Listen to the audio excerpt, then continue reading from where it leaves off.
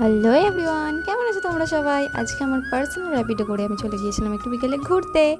আর ready হয়ে প্রথমে চলে গিয়েছিলাম আমরা একটু হেলমেটের দোকানে, কারণ এখান সেখান তো প্রায়শই যাওয়া হয়, তাই একটা হেলমেটের খুব দরকার ছিল।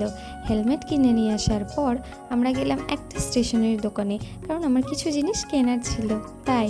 আর দেখো, আমরা সাথে সাথে পৌঁছেও গেলাম সেই মন্দিরে। আজকে আমরা কোথায় গিয়েছিলাম জানো?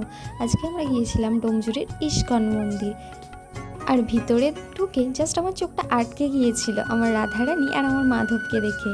বিশ্বাস করো, ওটা সত্যি একটা শান্তির জায়গা। আর থেকে আসি, সবাই কী সুন্দর আরতিতে নাচ করছিল।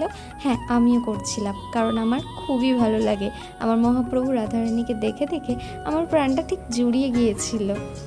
তাদেরকে দর্শন করার পর আমরা একটু বাইরের দিকে ঘুরতে বেরিয়েছিলাম। তো আমাদের ঘোরাঘুরি শেষ হয়ে গিয়ে আমরা বাড়ির দিকে রওনা দিচ্ছিলাম। ঠিক তখনই দেখো, ওই মূর্তির দোকানটা খুব সুন্দর না? আর আস্তে আস্তে এই মন্দিরটাকে দেখলাম। জানি না কি মন্দির, পরে একদিন আসবো না হয় ভেবেই ঢুকে পড়েছিলাম এই জয়পুর জঙ্গলে। বাবারে, একটা অ্যাডভেঞ্চার টাইপ। আর ফুচকা খেয়ে রীতিমতো বাড়ি চলে এলাম। টাটা।